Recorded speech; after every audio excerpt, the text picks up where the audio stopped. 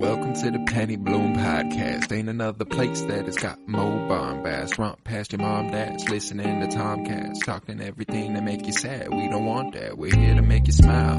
Put your mind at ease. Peace, love, and bloom, and always praise Keanu Reeves. This what we about. This some weeding now. We'll talk until we can't no more, and then we peacing out. Alright, let's go. Penny Bloom Podcast. It's the Penny Bloom Podcast. Penny Bloom Podcast. It's the Penny Bloom Podcast. Penny Bloom Podcast. Penny Bloom Podcast.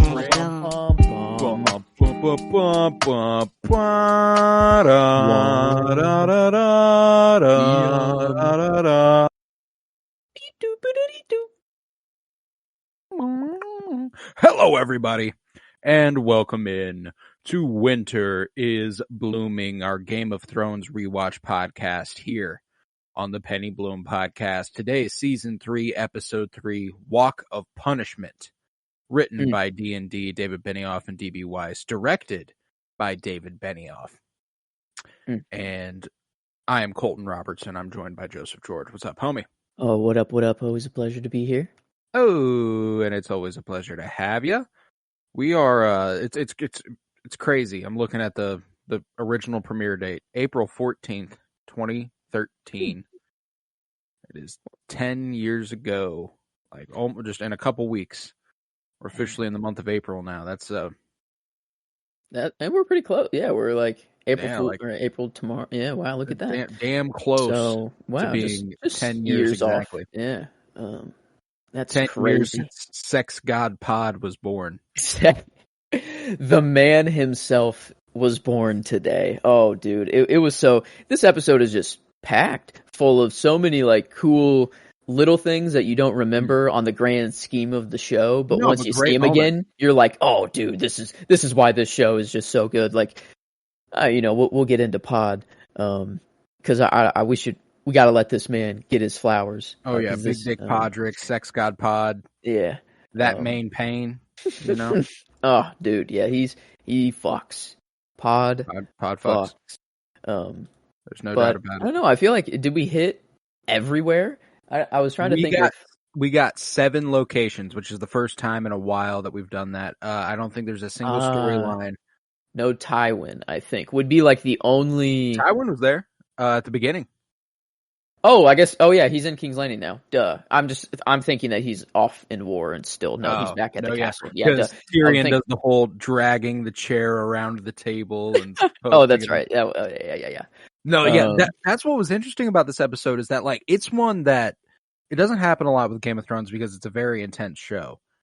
This is one that has me like smiling most of the episode. Yeah, that's like truly fucking funny. You know what I'm saying? Like at the beginning, whenever Admir Tully just cannot hit the fucking shot with the bow, and then the Blackfish has to come up and he Steph Curry lookaways it. He looks at the wind. Looks at the wind. He knows off rip that thing is hitting because he turns away, hands the bow off, and he's like, "You fucking moron!" Bro was Steph Curry from 3 doing the run back down the court before the balls even hit the fucking net yet. Oh my god! And that was the most like fadeaway shot of all time too, because it was like already so far down because he missed 3 before. Like, and it's the optimal time for him to hit it had far passed. Oh yeah, so it only made it harder, and so I don't know. It's kind of more badass that way, right. Like honestly, well, I don't know. Are they sending? So I was trying to think of if the Viking, it's like this is like a Norse thing or like a Viking thing, But like I was wondering in the Game of Thrones universe if it's like you just set them on fire because you don't want them to ever become a White Walker. Right, it's like right. They're sending them north. I don't know. Were they sending them north? Is that river going north or something? And they're like, good question. Let's just be safe. We don't want him coming Lord back. Hoster Tully, we never have to worry about him joining the White's army. No, but I don't know. The where is that location? I guess that is the Riverlands because that's where River Run. Is that the castle name? River Run is like the yes. It's that's the seat of their power. It's Winterfell to the Northern Kingdom. Like it's What a beautiful part. Like this. Oh my god! I was the thing I'm I guess I'm jumbling a lot right now, is just trying to pick a favorite scene for the show or for this episode, because there were just so many really cool moments. It was interesting because there's not a bunch of I wouldn't say that any of these scenes are truly great. They're all just solid. It's just a solid episode with a bunch of good scenes, and it's it was hard more to pick at that point. Yeah, more of just a check-in with every character. Nothing huge happens that changes the course of anything, maybe until the very end. The very end. Yeah, but no, there's so many things that I keep expecting to happen that just keep getting pushed back an episode and an episode. Because the way Dani's story culminates, goddamn, is that really is that her story for the season? Does she not do that until the end? Oh, taking the Unsullied? Yeah, and then burning that dude alive. Is that that the season finale? Is that episode? Is that coming close to the end of the season? Because I'm I feel like we're there. I don't know how much more we can do. Because that is interesting. I wonder if we just don't check in with Daenerys for a while, because she wasn't in last episode, right? Or the episode before. I can't remember which it was, but one of them. Oh, I have her as my favorite character for episode 1. So okay, she wasn't in 2. Yeah, so I guess she wasn't in. I don't know. Maybe we just don't check in with her as often, and it just goes slow. Well, because even not just there, but with Theon, I'm waiting for Ramsay to go and be there and be like, haha, yeah, fucked you, right? But I think that one actually is next episode. There's seriously not much more we could do there before that gets there. Yeah. Next episode, we have, and now his watch is ended, is coming up next. So that's the next episode. Mm-hmm. Damn, I thought the Bear and the Maiden Fair would be next, but that's 5 then, huh? Bear and the Maiden Fair is episode 7. What? Yeah, we're on episode 3, Walk of Punishment. That was right now. This season. What I'm realizing about this season is that it unfolds excruciatingly slow. Not in a bad way. It's something I love about this show, that it lets us sit with our characters, and they're probably going to take us place to place. But that's when Brienne gets thrown in the pit with the bear, and Jaime has to save her and stuff. Oh, damn. That's still 4 episodes away. Oh, shit. Okay, wow. Yeah, because maybe there's just so much that happens in the meantime that I just don't remember, but episode 5 is Kissed by Fire. Is 6 the climb? Mm-hmm. Okay, yeah. So we'll see. That's what just happened in this episode 3. Mance gives him the instruction, take 20 men, climb the wall. That's 3 episodes away? Yeah. That's wild. I guess, it's just, we just won't check in with those people. We're just going to sit in King's Landing or I love Rob, it, man. No, I and when I say excruciatingly slow, it's one of those rare cases where I don't mean that as a bad thing. That's why it makes the show so good. Is you get all of the little intricacies of each character because of this. Because you hear the jokes they say, you hear their personality. It just gives the actor a chance to, nothing big is happening. There's no importance. So it's you really just let them improv, or not really. I don't know. A lot of this stuff is probably not improv, written, but I mean, it seems like it, it seems that it's just very natural. Yeah. It's easy. It feels like it's just people talking, and I love that shit, man. But, let's start this semi-scene by scene breakdown. We're going to start in Astapor, actually, across the Narrow Sea, with Daenerys accompanied by Ser Jorah Mormont and Ser Barristan Selmy as she walks along a seawall known as the Walk of Punishment, where this episode got its name. Eesh. And here any slave who showed any sort of insubordination has been crucified and left out to die in public as a warning for any slaves who think that they could get away with something. And I loved the interaction between Barristan and Jorah here. How Jorah's still really protective of Daenerys. The way that he's we must do this, and Jorah's oh, is it we already? Oh yeah. I think it was jealousy. Maybe a little jealousy. It's not really angel devil on the shoulder of Daenerys, but it was kind of framed in that way. You have one side of an advice and then the other. Jorah was this is just war. It happens, like, hey, Barristan, tell me, have you ever seen a war where the innocents weren't slaughtered by the thousands? And he purposefully doesn't say a word, So like Daenerys doesn't hear anything from him.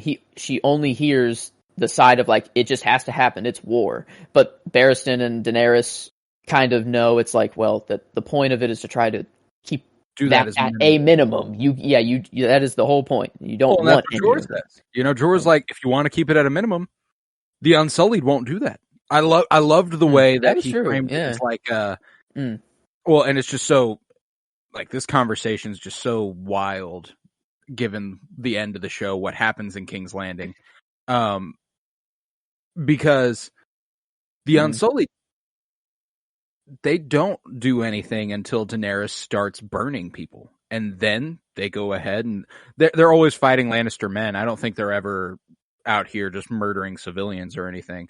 But the Northerners, sure as shit, were just attacking and trying to rape people. That's what forces Jon Snow to have to kill one of his men, because he finds someone who's about to sexually assault a woman, and he goes ahead and stabs him, and he's like, sorry, that almost happened.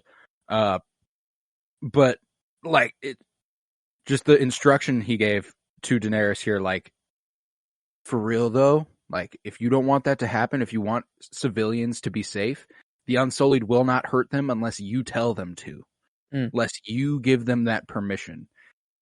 And whenever she starts burning people, that's all the permission they need. Yeah, no, this was really cool. Like, a very important scene with Daenerys, or just time with Daenerys in this episode, because, man, like, you really get the idea that she is just hungry for power. Like, I don't know what people are trying to say, and like, it's out of nowhere. Like, oh my god, like she's learning, and she is very, on the right side of things most of the time. So I'm not like trying to say like, oh, she's already bad right now. But I mean, she knows her strengths. She knows what she can do, and she knows what needs to be done, to get there. And like, Daenerys, is, I don't know, she's growing on me, this season a lot more, already, just cause she's always battling those like moral dilemmas constantly. And she's officially reached the point where she feels more like a ruler than she ever has. Season 1, she was an underling to everybody, whether it be her brother or Khal Drogo or whatever. Season 2, her people are struggling. She's at the wills of the people in Karth. She's just trying to get by, trying to find her dragons, all that. Now she's in charge. She's like, all right, now I've got people who are listening to me, and my dragons are getting big enough to where if I have a problem, I can solve it. Oh yeah. But the specific line where, like, I get why people would be upset with the heel turn at the end of the show is, I want to kill my enemies, not innocents. And I think that's important in terms of our framing of her arc, because when we look at where she's at in season 8, and I've made this point a couple of times in previous conversations, she gets to a point where she feels like it's her against the world. She feels excruciatingly alone. There is nobody in her corner, and therein everyone becomes her enemy. And I think that's how we got to look at that arc. Like, it's, yeah. I mean, she says it now. She doesn't want to attack innocents, and she doesn't until she snaps. Like, that's how I view. It's she's not herself anymore whenever she starts to burn down. That's evolved. That's not her. I don't know. You don't have to justify a line that she said in season 3, or to a point where she's gone insane almost. Like, she's murdering thousands. So many people. Yeah, there's no justification. I don't know. I was there at the sack of King's Landing. Women, children. Babies butchered. Just the words that were thrown, I was just like, man, yeah. Well, in the conversation Barristan has, he's like, I was with Rhaegar when he fell, and I was there with the last dragon. And Daenerys was immediately like, hello. She heard that the first time, like, Hello. He was he was not the last dragon. But again, important detail about how Barristan was like, he was the finest man I ever met. Yeah, Rhaegar, he's cool. He's just a dude's dude, or just an everyman. I don't know. But in that first time we were watching, though, we've got these allegations of him having raped Lyanna and all that, and it's kind of like we get these conflicting accounts of who Rhaegar was, and it's all sort of like none of it adds up, and you're kind of like, what the fuck was this guy? Who was he? And like Barristan being his right hand man, it would feel the most trustworthy source for that. And there comes a line, I can't remember when it is. I think it's probably at least a season away, where Barristan talks to Dany about how he used to like sing to the common folk, and like he'd perform for them, and he was just a great man of the people. Renaissance man. Yeah. Rhaegar was just like a Leonardo, a Da Vinci. Yeah. Da Vinci. Oh yeah, it is Leonardo. I don't know why. I think I was about to say DiCaprio. And that's why I stopped, because obviously not Leonardo DiCaprio, but no, I don't know, it's just, this group is so cool. Like checking in with Daenerys, I think it will actually become my favorite scene. Whenever she goes up and makes the deal, like when actually she strikes the deal. That's what I was trying to debate, and I didn't know if I was giving Daenerys too much love, because I don't know, the rest of the episode is pretty goated.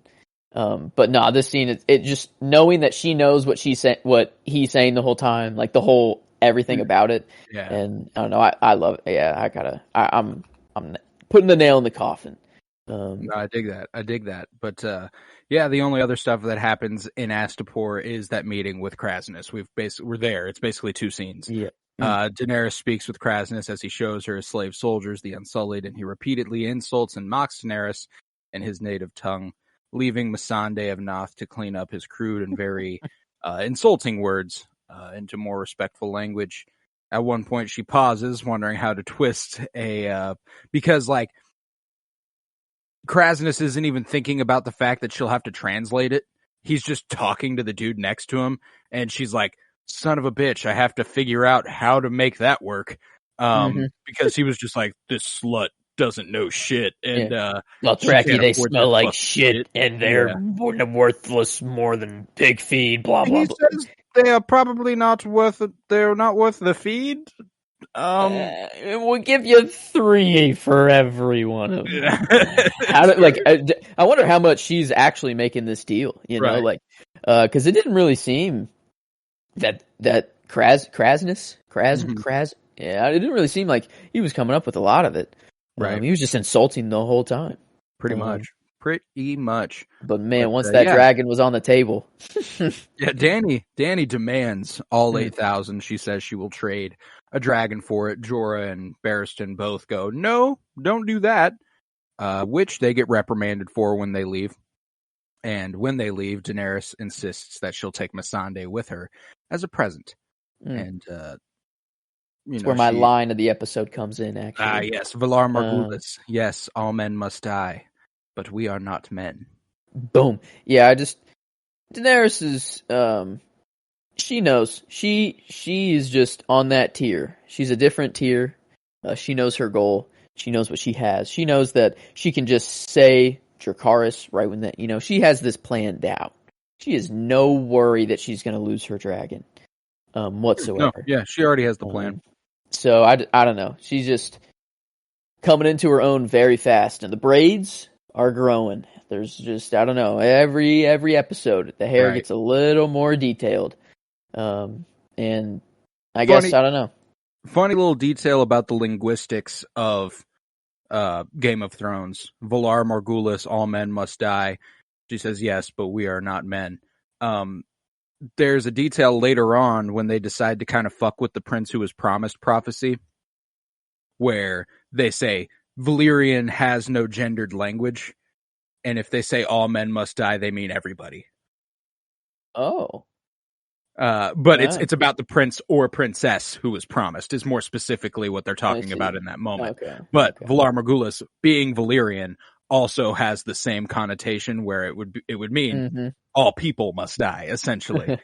So it's just a funny little thing that they end up not retconning. The line fucks, but like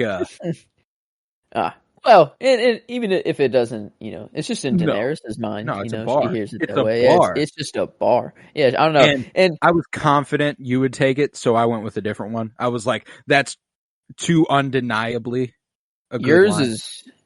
Yours is good. Yours was almost my scene. Yeah. Oh, it was almost so my good. scene too. Like it was just all of it was so damn good. But we will get there. That does conclude the story in Astapor. It was a nice, quick little story there this week, where I thought, I was like, damn, we can't be too far off from her burning this motherfucker and taking the Unsullied. I don't know, fuck it. But we go beyond the wall thereafter, where the free folk army of Mance Rayder, including Jon Snow, arrive at the Fist of the First Men, and they survey the aftermath of the fight between the Whites and the Night's Watch, and they notice that it's all horses, designed specifically in a spiral of the artists. And it's good. They just like doing this. Oh yeah, for fun. It's just their thing. They like doing it. They're like, you know what? We don't get to do a lot. We have hobbies. We have passions. I like art, and I just happen to use dead body parts as my means of creating. Actually, maybe they're goated. Maybe because warging and stuff is kind of rare amongst the human people, but maybe it's super common amongst the White Walkers, and they can just do it at will. So maybe these are just geographical markers. Whenever they're looking up at birds, they're like, oh yeah, this is because how the fuck are you gonna know where to go when it's all just snow and they don't have maps, they don't have GPS. This is their GPS sort of thing. They're like, yep, I remember when we killed those people there. Those are all the half horses. No, I dig that. I dig that. Yeah, it's also just I've always thought it's just marking their territory. They're like, we've been here. That's true. Yeah. Do you want to end up like that? Yeah, exactly. It's a threat. I don't think it means anything more than being like, y'all better watch the fuck out. I guess true, because they do it inside the castle. Yeah. Eventually at the end, so it's not they'd be looking at it from the sky. So yeah, they're just doing it out of y'all better be afraid. Fear. Yeah.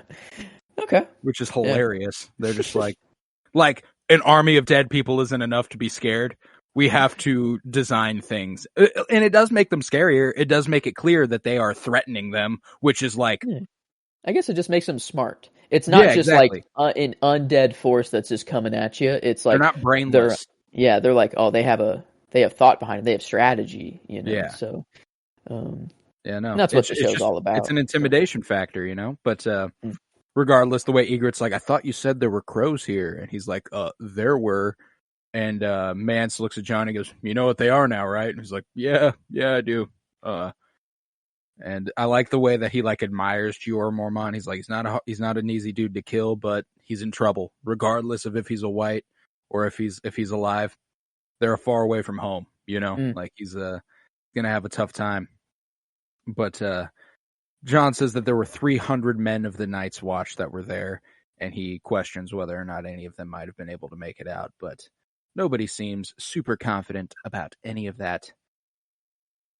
After that, Mance orders Tormund to take a force of 20 men to scale the wall of Castle Black, scale the wall to attack Castle Black, and saying, they have the wall, but that only guards one side. So if you can get around and get in the other way, that'd be awesome. Take Jon with you, see if he's worth the shit. If he's not, toss him off the top. That'll be cool. Yeah, just climb the wall. No problem. Just go ahead and climb the tallest thing that's ever in the world. Well, and I love that Tormund's like, yeah. He's like, fuck yeah, I will. This is some shit I've done before. But nevertheless, Mance's plan is for Tormund's small band to distract Castle Black by attacking their exposed southern side, at which point Mance's main army will assault from the north, and Tormund's like, how will I know when to... what's the signal? How will I know? And he says, I'm going to make the biggest fire the North has ever seen. And I remember this fire. It's a pretty big fire, and I can't wait to get your... This fire, I don't know what I was expecting. This fire's not nearly as big as I thought it would be. Trying to remember... It's not even memorable. That's the thing, is that the biggest fire the North has ever seen. You better light some shit on fire, I don't know. Yeah, I'm I'm blanking. I don't remember. No, well, we will get there. But again, does that happen before the end of this season? The only battle between the Night's Watch and them that I remember, I feel like is the season 4 penultimate episode, which is super far away. The one where like the Night King actually like is there and he raises them in front. That's the season 5 penultimate episode. I'm talking about when they actually fight at Castle Black and Egret dies and stuff. Okay. We'll see. Okay. What's the season 3 finale called? Season 3 is Mysa, Mysa, M-H-Y-S-A, Misa. Yeah, Misa. Misa. Yeah, there we go. It is the season finale that she does that. That she takes everyone over. Yeah, and she takes all this. She frees all the enslaved people because they go Misa. Mother is there? In Valyrian. When are the Sons of Harpy, like the masked people? I believe that is season. That's when she gets to the 4 and 5. The pyramid place, right? Yeah. I believe that's Marine. Okay. Yeah, because I'm trying to think of what else could happen with Daenerys before they get there, and I think it's mainly, maybe her just walking like the walk of punishment and learning more of how bad things are. I think is maybe like all that happens between now and her taking over everybody. This is a big launching point for her arc for the next couple seasons, because she decides before heading over to Westeros that she is going to end Slaver's Bay. Like she is going to stop that from being a thing, which is a queen breaker of chains. Fuck mountain there. Hey, her name is pretty strong. It is indeed, but nevertheless, a little bit further south, Lord Commander Jeor Mormont has led the survivors of that battle to Craster's Keep, and Craster's like, "Come on in, you pieces of shit! It's time to eat this slop I've prepared for you." Apparently, guy sucks, dude. God, he's the worst. Guy sucks. He's like, "Why don't y'all just eat Sam here? He's big. Y'all can just slice a little bit off as you go." And he thinks that he's actually like a god. Like he actually has a god complex. Like this dude, like he actually thinks that he's doing good work here, you know? And the fact that he can't even like deal with a birth, you know, like the noises of birth, and he like, what does he say? Like, tell her to bite down on a rag unless she wants to bite down on my fist. Give like, I don't know, this dude, trash. But the whole godly man stuff, he's like, "I'm a godly man," and Jeor's like, "Oh, you think you're a godly man, huh?" And he's like, "Yeah, I'm right with the gods. I'm not afraid of anything out there. The real gods." So he clearly knows. He clearly knows that the whites, he's right with the whites. He's like, "I don't have shit to worry about. I'm good." Those are his gods. I guess fair to him, you know. Yeah. After seeing that, I'd be like, well, that's real. I see that. I could die. I'm cool with him. I'll keep it that way. But he doesn't have to do it this way and be this dickish about it. I don't know. No. Dude's just he's a trash ass human being, and it's only made even clearer how trash he is by the horror that Gilly experiences when she gives birth to a boy, which Sam witnesses. And this is the launching of Sam and Gilly's entire story throughout the whole show. Fucking wonderful couple. One of the only couples that's like, you want them to succeed, and they do. And they do. Nice. Out of I feel like that was the one couple that the writers of the show would be like, okay, we can't do anything there. That'd be too far. That'd just be a little too much. Keep them. Gotta let them. We can't let them kill baby Sam, and we sure as shit can't let them kill Gilly. We need Samwell to just get lucky, okay? Which I love. I love it. But, that concludes the story up north, beyond the wall. And we therein head to River Run, where in the Riverlands, the castle seat of House Tully, the funeral of Hoster Tully is held on the banks of the Red Fork. And King Robb Stark has arrived with the main force of his army, and he helps launch his maternal grandfather's funeral boat, along with Hoster's younger brother, Brynden Tully, also known as the Blackfish, which is an all-time character in this show who just shows up every now and then and is absolutely fucking awesome. But Catelyn and Robb's new wife, Talisa, look on this assembled crowd of bannermen on the dock, and Hoster's youngest child, Catelyn's brother Edmure, attempts to light the funeral boat on fire, but fails 3 different times. And just as the boat is about to disappear, the Blackfish steps in and it's like, all right, let's get this shit over with. I wonder if this is the reason they put this in is that Greyjoy. Holy fuck, I only know him as Reek, right? Theon. Wow, holy mother. Because Theon's not there, and he's just, he's about that archery, and he's pinpoint. But right. Is it would he even be the one to do that, or no? It's got to be someone in the family. Yeah, someone in the he wouldn't even be the one to do it. Right. And I didn't know if it was something I was trying to be why put that in, but it's just Game of Thrones humor. This episode is full, humor, and it's also an incredible introduction to a super badass. That's true. I guess it gives Blackfish a time to shine. And it also gives us a chance to recognize how pathetic Edmure Tully is, who we also haven't met. We met both of these people for the first time, and the contrast between the two is very evident and plain. And there's a point in the little council in season 8 whenever they're like, who should be king? Where Edmure steps up and he's like, I will bear this burden. And Sansa goes, please sit down. That's awesome. Oh, I forgot that it's even... I had no idea that dude makes it all the way through and that he was actually there during that meeting. That's incredible that it's just, all right, sit back. All right, buddy, just go ahead and take your seat.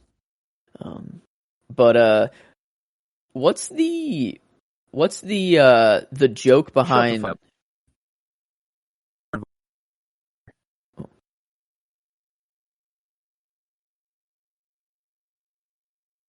think we're good now. Maybe.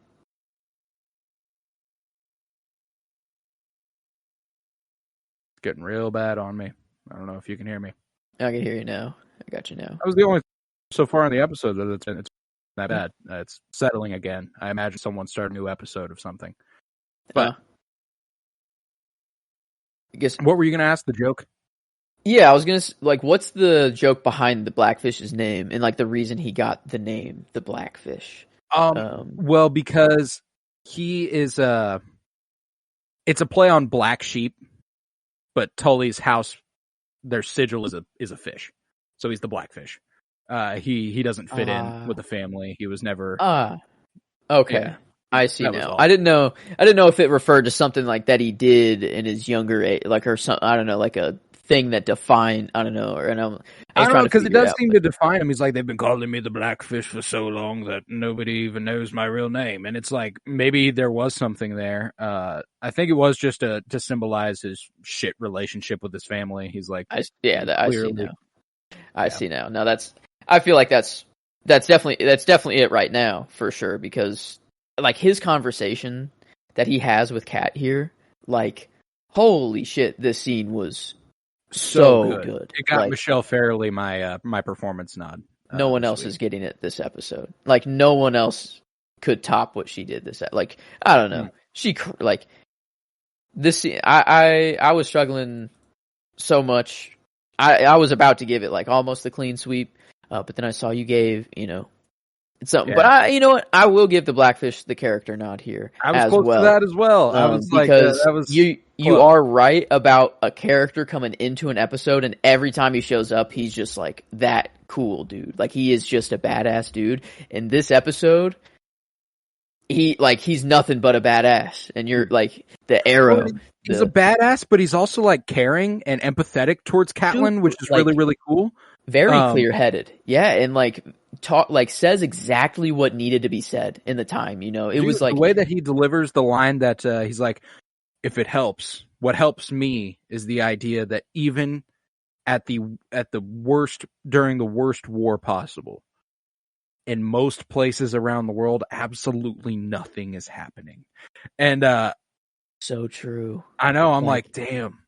We kind of feel that right now, like today, like we just have so much crazy shit going on. Like, who knows what's about to happen in the world? But we're in the middle of Missouri, pretty much, on the grand scheme of things. Like, we don't really have that much going on at all. I'm even way more in the middle of nowhere, Missouri, when I'm down at school, and there's sure as shit nothing going on, or there is nothing going on down there. So like, yeah, I don't know. It was just, he was right, or like the way he was thinking about war and things and talking about it, and then the family conversation that they had. Like, and you need to be strong for Rob because he needs to believe Bran and Rickon are alive, and if he doesn't, this war is lost. Yeah. There's no point. Like, he needs to be strong, so you need to be strong for there's him. There's part in the book where Catelyn is like contemplating how she is tired of that. She's tired of being strong for everybody else. She just wishes she could get that moment of weakness, just be allowed to not be depended on, to just be, but she can't. She never does. And that line she delivers here where she's like, I will never see my children again. She doesn't. She never sees Bran and Rickon again. And it's not because they're dead. It's because she dies. And it's like, oh my fucking God. That shit hurt my soul, man. That scene was incredible. Yeah. I don't know, the Blackfish, I gotta pay attention more whenever he pops up. He's not a frequent player. He'll be in season 3 a few more times. He's at the Red Wedding, but actually gets up to go take a piss before everything breaks out. So he wasn't in there. That's good. I was like, wait, how is he at the Red? Like, am I forgetting a big part of his story? Is he on the bad side? Is he? No. He just gets up and goes to take a piss, and then everything happens. He misses out on it. He's like, okay, well, the world just seemed, No, that was a very meaningful piss. I bet he will remember that piss for the rest of his life. Yeah, he will. I do believe we see the end of his life, but that's a long ways down the road. I don't want to think about it right now. Several seasons down the line. But, good. Anywho, another scene that almost got my favorite was the next one where King Robb, the Blackfish, and Edmure all confer in Riverrun's meeting room, where the war is not going well for them. The Lannisters have defeated their enemies in the south and secured King's Landing from attack, as well as a marriage alliance with House Tyrell. They have superior numbers, wealth, strategy. Edmure begins to speak about his recent victory at the Battle of Stone Mill, which pushed the Lannister army under the mountain from the Riverlands. And Robb is like, good fucking job, you goddamn idiot. Mm-hmm. The fact, like, can you imagine? This is like me talking to my dad's brother and being like, you're so fucking stupid. Yeah, I don't know. This dude was just, he thought he had it all, and he thought he was winning every time that he was saying something, and just... It's so funny to think about talking to his uncle like that. Like, that's his mom's brother.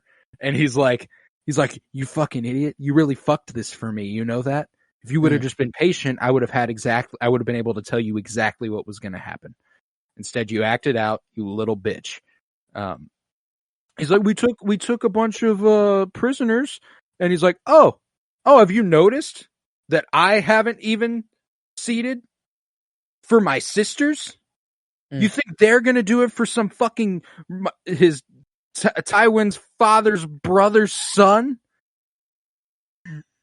Yeah, this dude just didn't really think anything through whatsoever. He wants the glory, and that's, I like that that's what Robb immediately says. He's like, no, dude, shut up. Like, it's not about glory. That's what gets Robb to start to be like, all right, dude, shut up. Let me teach you a lesson now.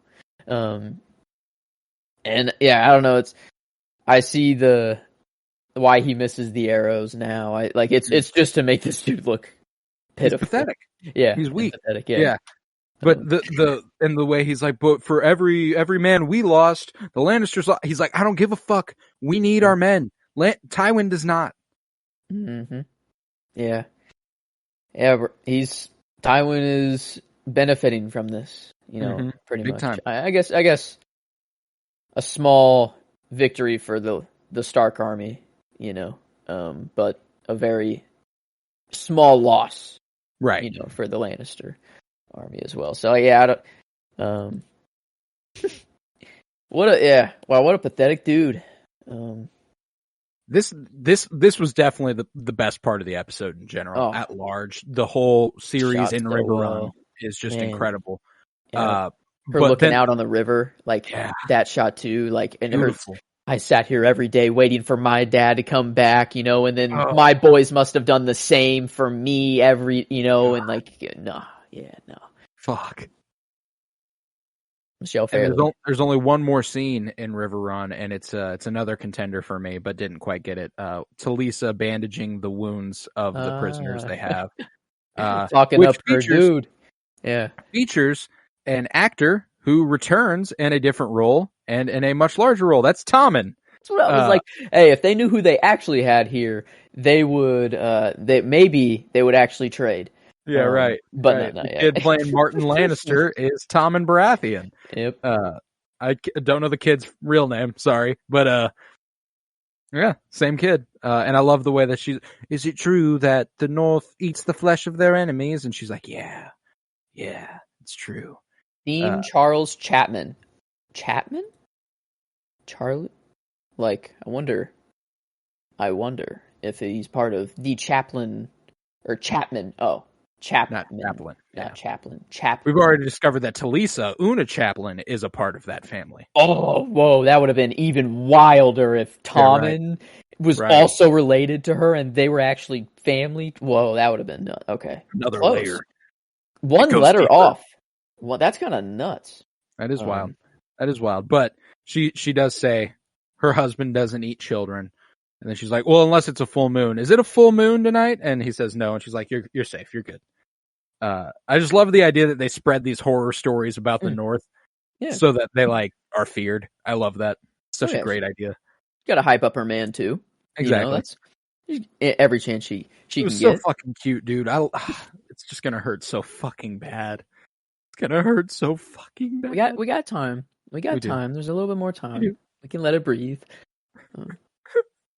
I know. But that concludes the story there, and we head to King's Landing, where Tywin is called the first meeting of the small council since he arrived in the city and has assumed the position of Hand of the King.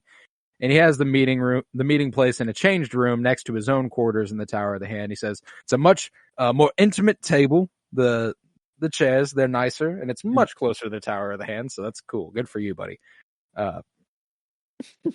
The way that Cersei lifts up a chair and sets it down, and everyone's like, "Oh, that's interesting." And then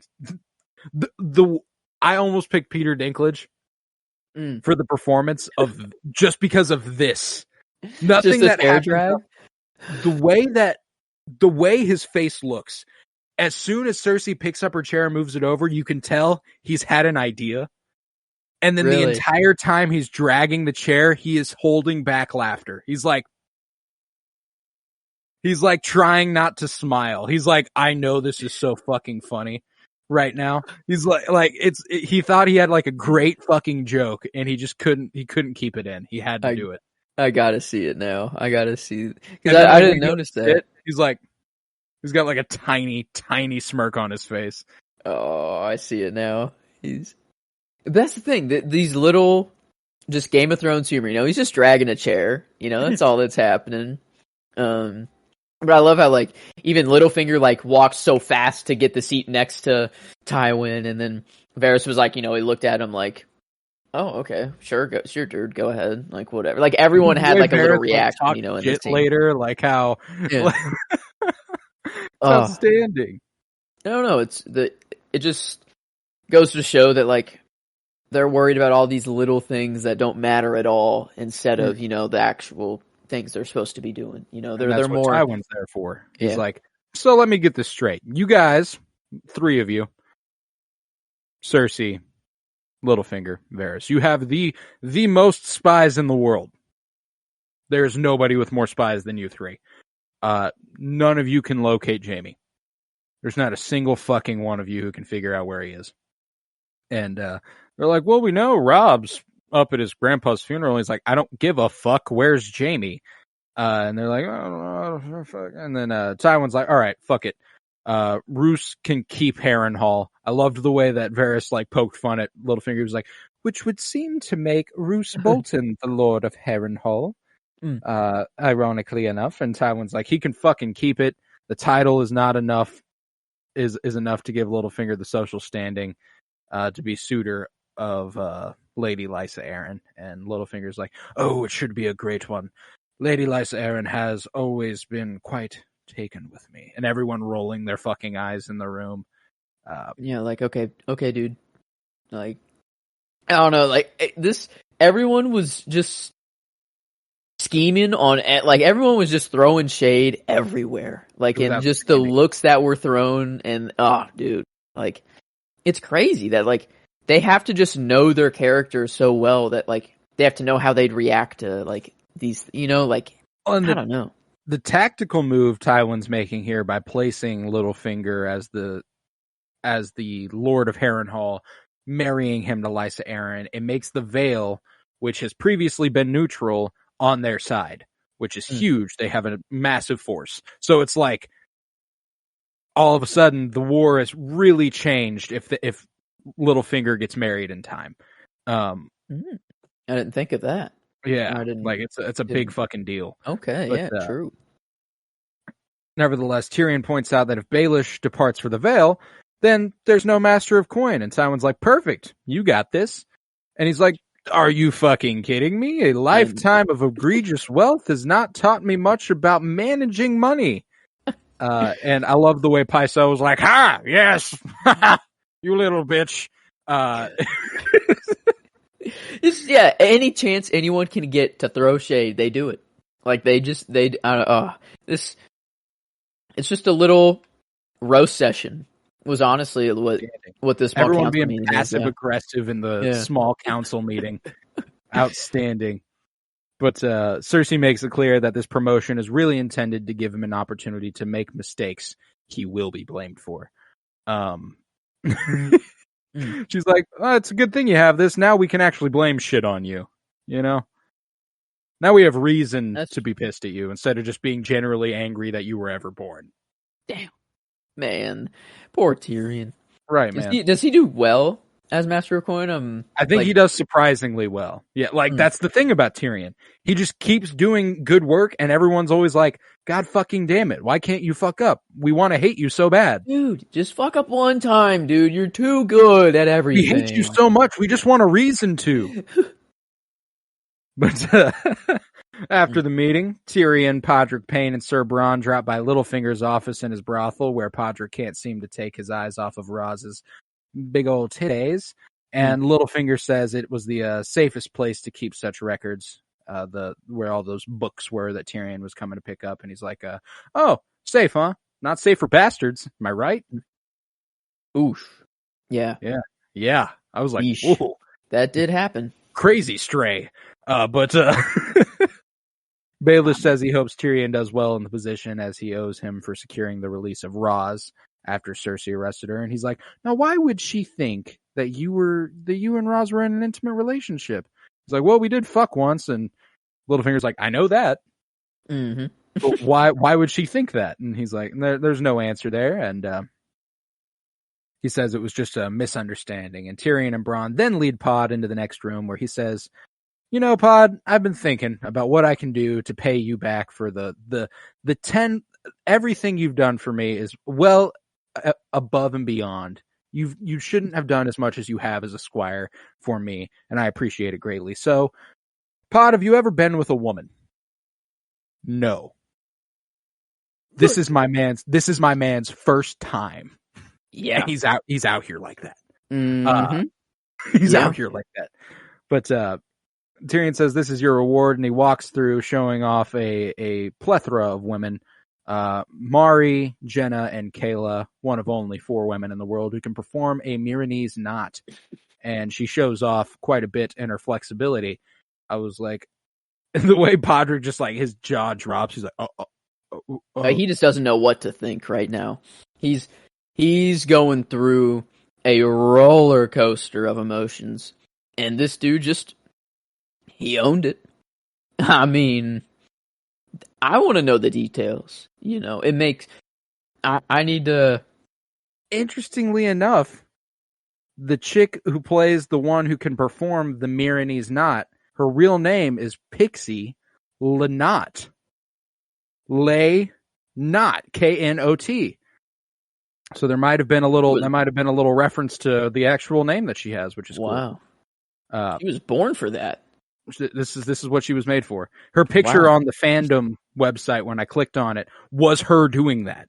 Dang. Putting her hand, in like a photo, not in the episode, like in a separate setting. Yeah. Oh, I bet there's not many people. I bet like the 1 of 4 people in the world, that might be like legit true. Like maybe there are only 4 people that can do that. I don't know. Because I can't do that. If I tried to do that, I think I would break something. My back is broke immediately. Yeah, something's going bad. But Tyrion sets a pouch of coins on the table, which all of them accept gladly. And later on, Tyrion is reading through the financial records and explains to Bronn that Peter was not as good as everyone might have thought. The reason the crown always had money is because he continuously borrowed it. Not just from his father, who he's not truly concerned about. Yeah, his father won't forgive debts, but that's only a few million. We could probably manage that. And the way that Bronn's like, what happens if I don't pay you back? He's like, well, you have to pay me back. He's like, but what if I don't? He's like, this is why I don't lend you money. Mm-hmm. Hey, but he's asking the right questions. The man doesn't know. He said, he's like, I don't know how it works. I've just stayed away from it. He's just trying to figure everything out. Yeah. Because if the answer is, I'm going to come after you and try to kill you, Bronn's probably like, I got that covered. Yeah, I got that covered. Good. He's like, so I can just, so he on his mind, he's like, wait, I can just borrow money and not have to pay it back ever. Exactly. So like, he's like, should I get more into taking money from people and saying I'll pay them back? Yeah. So I mean, I don't know, Bronn's he's a smart man. He just wants to gather as much information as he can. The man's a king. But regardless, Tyrion's like, no, what I'm truly worried about is the Iron Bank of Bravos, who we are tens of millions in debt to. And if we don't pay them back, they will just go ahead and fund our enemies. They always get their money back one way or another. And right after that, Podrick returns and Tyrion goes, oh, look at our boy. Doesn't he have a little bit of a skip in his step? And he's like, oh, yes, he does, my lad. He does. And Tyrion is concerned that he lost heart and fled because Pod goes ahead and puts the pouch of coins back on the table. And he goes, oh, Pod, why? This was a gift. What did you do? Yeah. And he's like, I don't know, my lord. They didn't take it. They gave it back. And they go, I'm sorry. Excuse me. They gave it back. What did you do to these women? All sorts of things. Did they seem to like these things? Yes, my lord. And the way Bronn's like, well, they pay. Of course they did. They're paid to enjoy these things. And Tyrion goes, but this time they weren't paid. So you're the way they both just like pause and they're like, all right, let's pour up. Podrick, sit down. I need to hear this. Yeah, I like grab the wine. We need every detail, excruciatingly copious. Yeah. We need everything. And the man is born.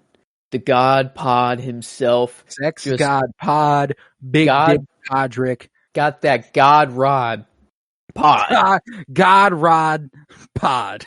The God Rod. Yep. He's got something. I don't know what it is, but man, he's born. Today is his birth.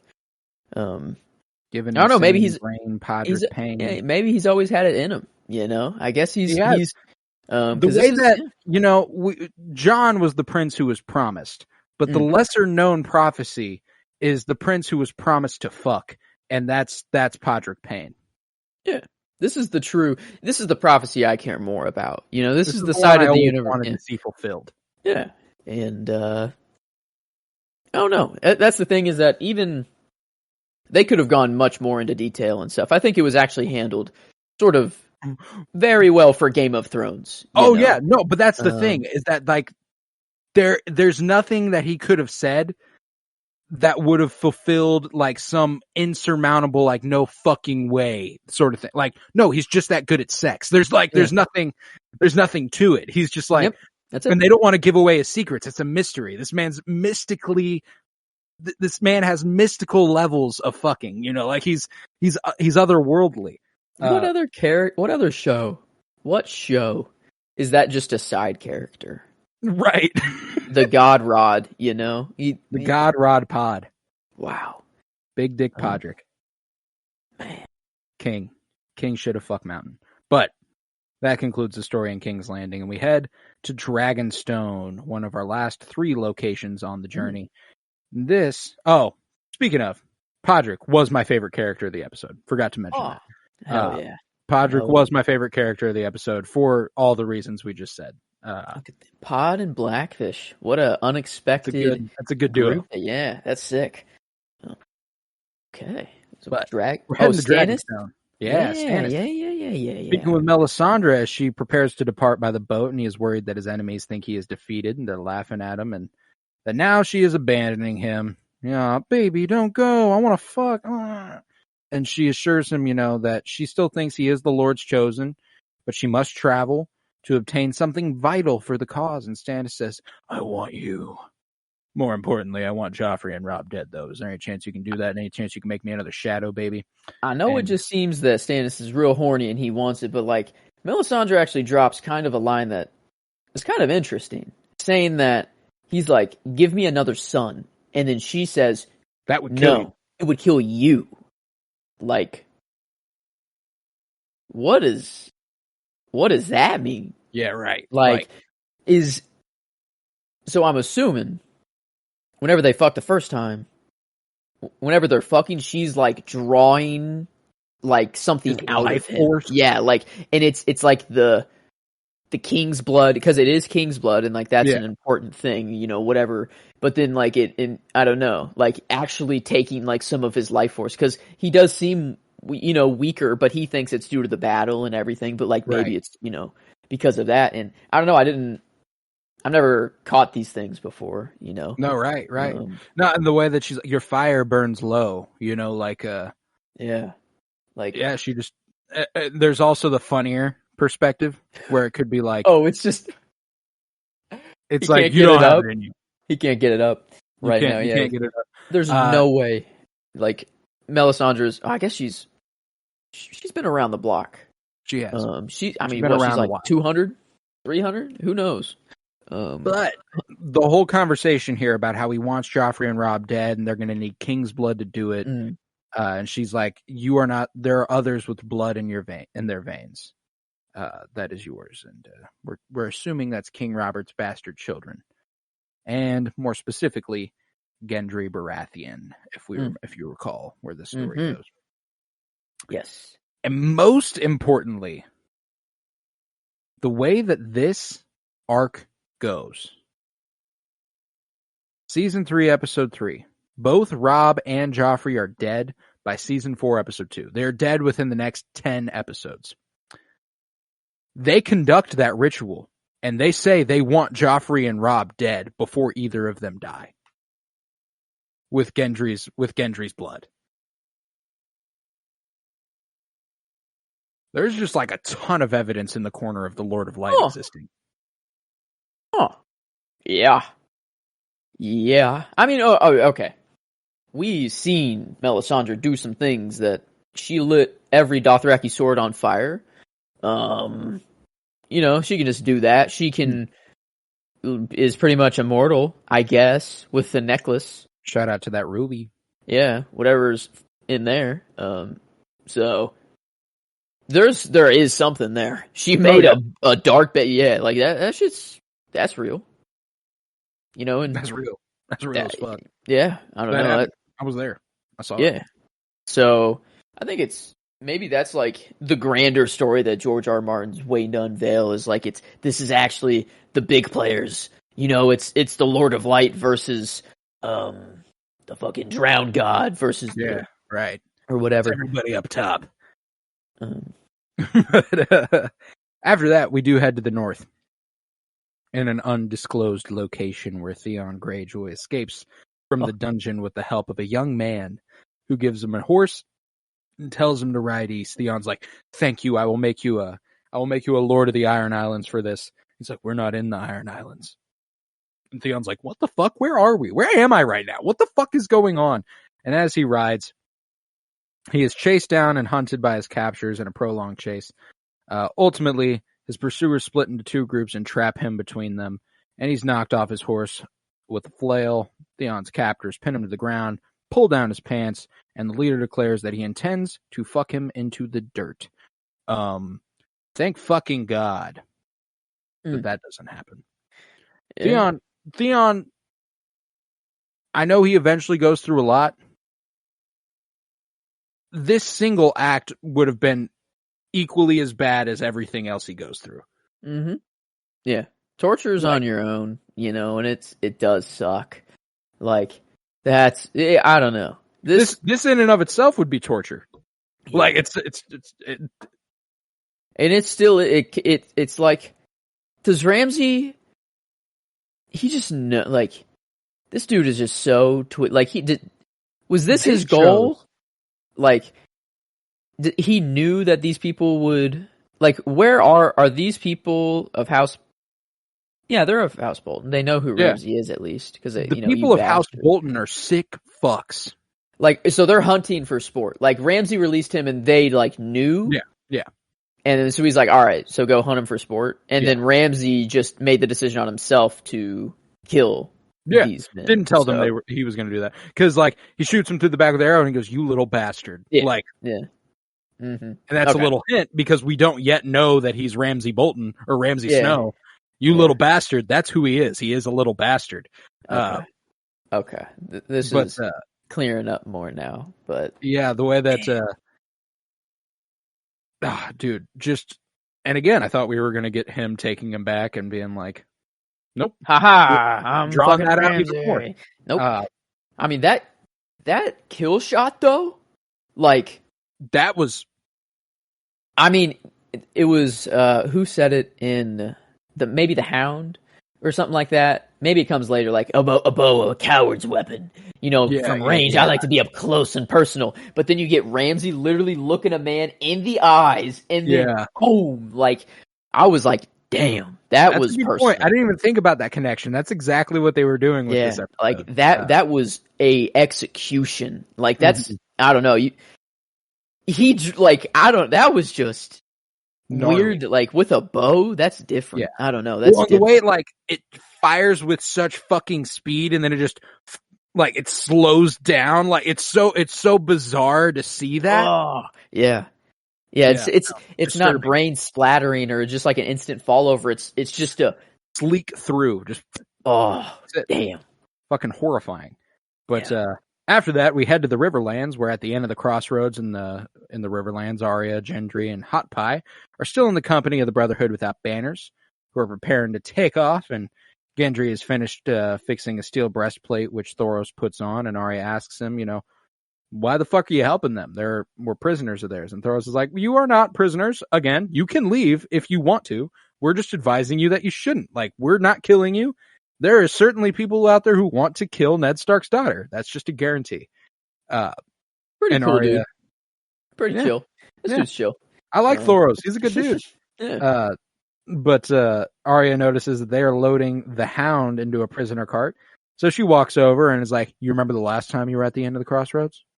And he's like, "It looks like fucking every shitty inn there's ever been." Like, no.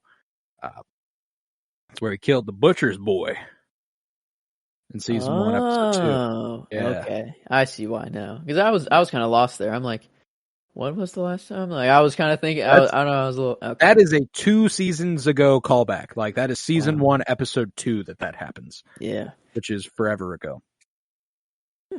But Oh man, I just realized we had no Hodors. We didn't check in with No Hodors. Bran. Okay, yeah, Get into duh. Okay, Bran. There there you we go. go. That was who we didn't get this episode. Okay, I felt like something was missing. I just didn't quite hit it. Okay, but the Hodor counter keeps us true. That's the thing that made me remember because we didn't get any Hodors.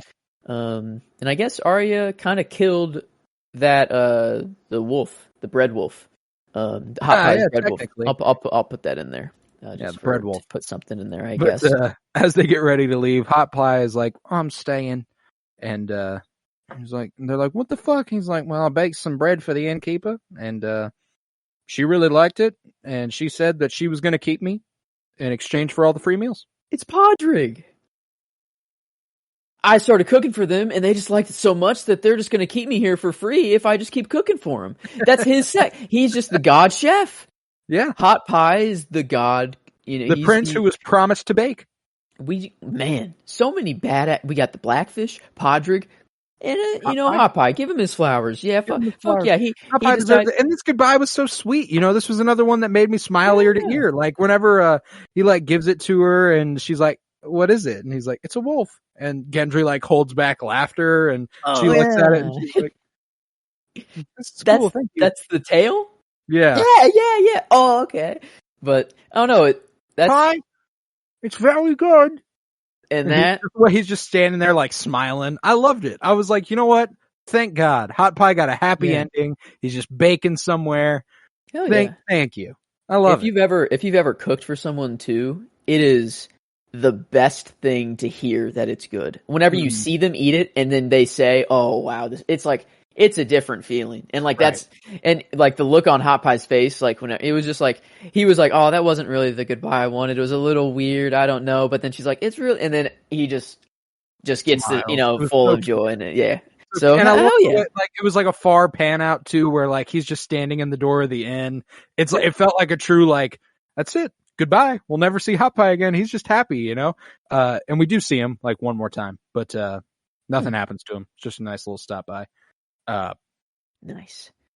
Yeah, good on you, Hot Pie. With Hot Pie. Love him. God, the chef who was promised. The chef who was promised.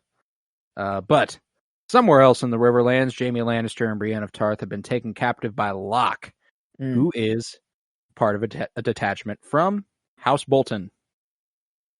Sick fucks. Okay. This makes sense. Yeah.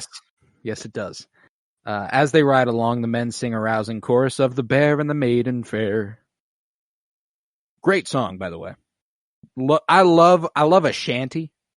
You know, that vibe. I'm in. Mm-hmm. I'm in. I like that. Okay, I've only listened to like it's hard for me to say. I fuck it up sea shanties. Sea shanty. Just because of like the Assassin's Creed games, whenever you're going around on your boat, and then I got into a big sea shanty phase.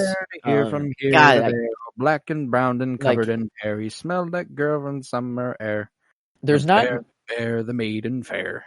Every time I tried, like my brain locks. Like I can't. It just. You want to say she santy?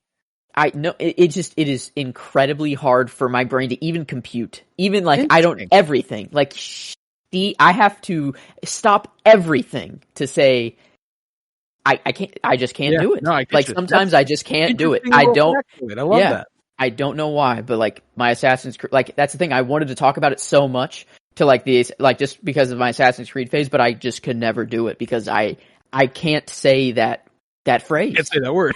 I just have to refer to it. Like, I don't know. But anyway. No, I remember the phase of the pandemic where everyone was listening to sea shanties. Yeah. And it was a nice... men come to bring us sugar and tea and rum. Dude, they fuck.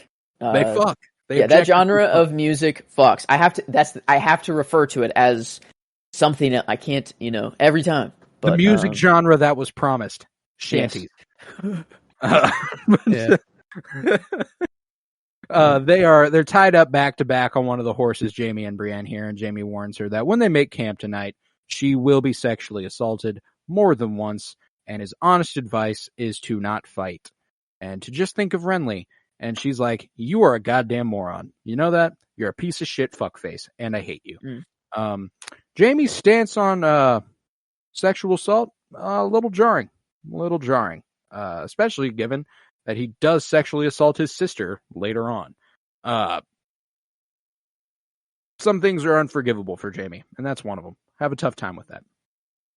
But he says they were only sent to capture Jaime, and therein Brienne means nothing to them. So if she tries to fight, they will kill her, and it won't matter to them. It's not a big deal. And Brienne says, well, I will fight, even if they do try to kill me. And Jaime's like, well, if I were a woman, I would fight to the death before being raped too. So at least they can find some common ground there.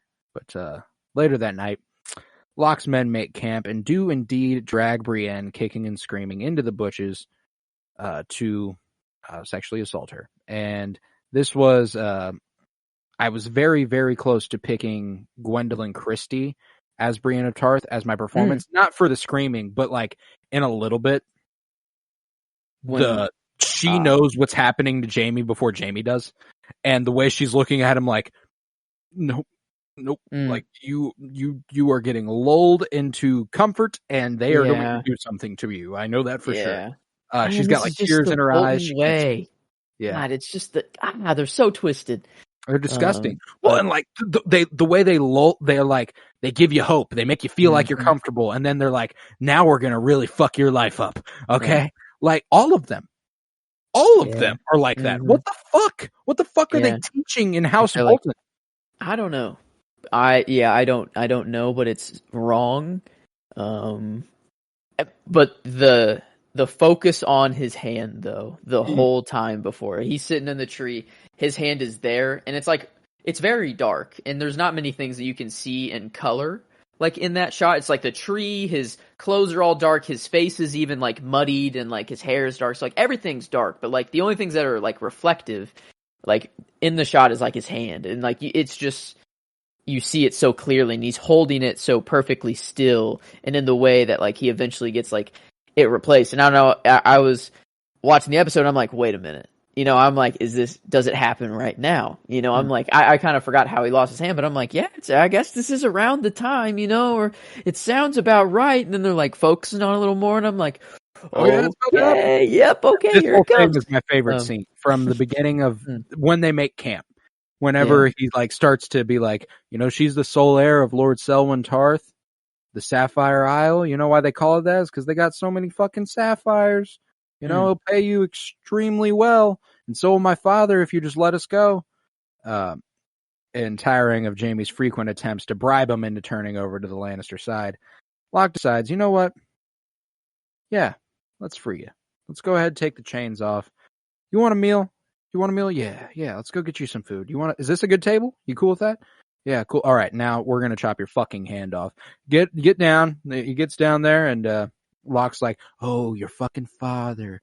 Everything you've ever wanted. All you have to do is say, my dad, my dad, my dad." And he puts the knife to Jaime's eye, and he says, "You want to say anything else? It's got to be the right thing. Got to be careful." He says, it's going to take a lot to bribe him. And Locke says that Jaime's father can't help him now, and that this should help him remember. He turns away for a second, turns around, and swings that butcher's knife down, slicing Jaime's hand off. And the half second before he screams, just like staring at his hand. The realization that it hitting him. Oh. And then the scream. Again, Nikolaj Coster-Waldau, another one I almost picked for performance because it was really good.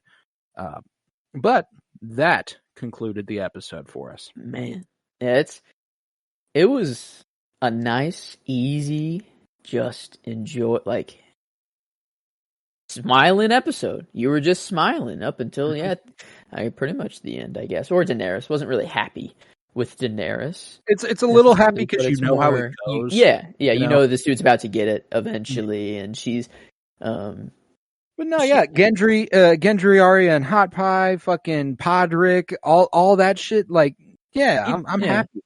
And even the Blackfish and Cat, like it's sad subject, but it was more of like it was still a feel good moment. Like, oh, this is a really good conversation. Like they both needed this, right? And I don't know, it was just. Well, I guess Craster. Fuck that guy. But you got Sam. The start. More Sam and Gilly. Gilly. Fuck. Gendry was too much in my head, and I'm like, I know it's not Gendry. No, not Gendry. Not Gendry. Man, the names will eventually get in my head one day. But man, it's the worst thing I have on TV shows. Especially this show. There's so many fucking characters. Like, I think it was like season 4 or 5, but by the time I figured out exactly who everyone was, I was like, who's Varys again? Which one is that? A lot of the names that just sound similar. Yeah, that exactly. aren't but characters that are very different. Tywin, Tyrion, very different characters. I always remember Jon and Daenerys, Jaime and Cersei, but then like beyond that, it was like, I don't know, man. Yeah, we'll see. And like just the sheer amount of side characters, it was so hard to pick up on. Like Jorah, I don't know, I couldn't tell you Jorah's name for seasons at one point, but let's give this bad boy a rating, shall we? Oh yeah, I think we shall. Pretty enjoyable episode. I did pretty good. I had a good time watching it. I won't say it was anything. It wasn't a 10 by any means, but like 8, last 7, episode. 5. Yeah, last episode was a 9. Episode 1 was an 8.75. I think it's kind of just right around there. Yeah, maybe an 8.5. I mean, like I enjoyed the episode, but again, like the things that are happening are like, it's all pretty unimportant, but that doesn't really affect my enjoyment of it. Like I still had a great time watching it. So like, yeah, it was just a nice, easygoing row, but it wasn't anything spectacular. Not so. Yeah, I think you want to go 8.5 or 8.75. Okay, I think we give it the bump. Premiere. 8. I don't know, because I guess what was the premiere? I'm trying to think of just what happened during the premiere. Jon joins the Free Folk. Okay, yeah, I'm sworn to protect your family. Okay. I don't know. Maybe it is fair to give it just... What do you think it's on the same level like as episode 1, or that it doesn't deserve it? I don't think the events that happen are as cool as episode 1. Like I think there was a little bit more flash and flare in episode 1, but as far as like my pure enjoyment of it, I can't tell you I liked it any less, Yeah. Okay. So we'll stick with 8.75, I guess, there. Genre? We're there again. Yeah. I mean, I don't know. I don't know if it's ever gonna falter. Like, just this hasn't in a while. Everything that just goes on in the background, there's so much going on that it can't ever like fall from it. Like, no matter where you check in, even if it's one location the whole time, it's just, it's going to be good. So I think it's still going to be a constant. Yeah, I think it's a 10. I think it's a 10. I gotta say, it's just we're there now. We're at that point in this show where you got to fuck up bad. No. And I don't think you can honestly tell yourself that any episodes here on end, like there are none that stand out in my mind as being like, oh, that just doesn't feel like the rest of the show. Yeah. They know what they're doing, and they're doing it well. They're executing. Yeah, they are indeed doing the damn thing. But how well was it made? It was pretty solid. The performances were really good. It was pretty well written. I don't have any complaints there. Not a standout visually. It was all right, but it wasn't anything crazy. They really give Alfie Allen time to shine. Like, they give him just the most beautiful shots for some reason. Him just on the horse and like on the side of the screen, and then it just showed all the mountains in the background and stuff. Shit, they really, even the fucking shot where he was chained up to the fucking X and he had the bag on his head, and they were like, it was a nice symmetrical. I like a symmetrical shot. Like it's something that's always really satisfying to me, and that looked really good.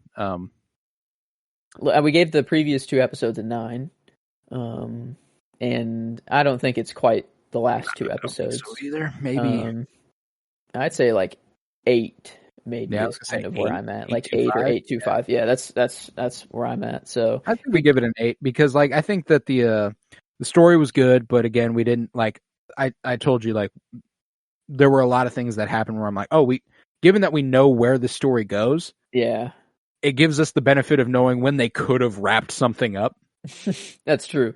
Like Daenerys she could have, for all I knew, next episode been like, all right, I'm killing you and I'm taking the army, like pretty much, but it makes sense like, that she needs time to. If they didn't do the whole Jaime gets his hand cut off thing and cut to that, I thought that's where we were going. I thought that might be the end of this episode. You know what I'm saying? Like I was, yeah. And same with Theon. So like it left something to be desired, but that's kind of the beauty. It's part of the beauty of the show as a whole, but can't affect individual episodes. You know, like I think that's a fair assessment to make. Yeah. Well, if we give it an 8, it averages it out to an 8.92, or an 89. Good episode. Yeah, I mean, last episode 9.33, and the one before 9.25. So, is the lowest of the season, but pretty much right at a 9. Still. So right. We're doing there on the tomato meter, doing fine. But yeah, fuck yeah, book yeah. Are you checking IMDb? That is what I am doing. You know me too well. And it is 8.7 out of 10. Okay. Not too far off. Not too far off from where we had it. But yeah, with that, coming out to an 89% there on our old rating system, I think we'll conclude this episode of Winter is Blooming. We'll be back next week for season 3, episode 4, titled, what was it? And now his watch has ended. Who dies in the north? A lot of people, but Gior. Oh, really? That isn't it? Oh, no. I don't even remember how it happened. That was another thing that I thought might happen this episode. Like, yeah, I don't even remember how it happens. Oh, that's a great storyline. I will not even come close to telling you. I'm just gonna. I'll let it happen. Yeah, wow. Oh man. Yeah. His watch is ended next week. There's some good stuff north of the wall coming. Like some really good stuff north of the wall coming. But yeah, there is. With that, we will conclude this episode of Winter is Blooming. If you would, head to patreon.com/PennyBloomPod, where you'll find over 50 hours of exclusive content, including all sorts of movie reviews, book reviews, comic book pull lists. I'm constantly putting content out, and anytime I feel like hopping on to record something, I go ahead and put it up there, even if I'm alone. So you got to go check that out. For $3 a month, you can go ahead and support this podcast financially, which is huge because it costs me money to make, and I don't make any off of it unless it's over there at patreon.com/PennyBloomPod. Head to Twitter, follow @PennyBloomPod, follow on Instagram @PennyBloomPodcast. If you are fucking with us today, leave a 5-star rate and review, and return this week. For Wednesday, we continue Rebellion's Bloom, our Star Wars umbrella show, and we will be covering The Mandalorian, Season 3, Episodes 5 and 6. We just concluded the Bad Batch coverage last week, so we decided to take The Mandalorian off for a week, but we're back on it this week. Season 3, Episode 5 and 6 on Wednesday. And then on Friday, we continue our comic book journey through film, where we are joined by our guests from across the pond. Robert Trott of Colin Brain versus the MCU will be joining us for X-Men from the year 2000, and that was a great episode. If I'm being completely honest, might be my favorite of the project we've done so far, and I'm gonna need you to check that one out. It's an incredible recording. But yeah, that's this Friday, and again next week, season 3, episode 4. We got a lot of stuff in the works. We're gonna be doing. We planned for a top 100 Star Wars character reevaluation at the end of The Mandalorian season 3. So that's still a few weeks out, but that might be coming in the weeks to come, months to come. We've discussed a top 100 movies, which I don't know. I keep watching new movies and keep adding them into that top 100. So I'm like, I don't know how soon I want to do that. I'm like, do I want to just keep watching movies and keep mending it? Yeah, that's all that we've got going on. I was Colton Robertson. I was joined by Joseph George. Thank you very much, homie. Oh, thank you for having me. It's always a pleasure to be here. Oh, and it's always a pleasure to have you. And remember, peace, love, and bloom. And all men must die. but we are not men.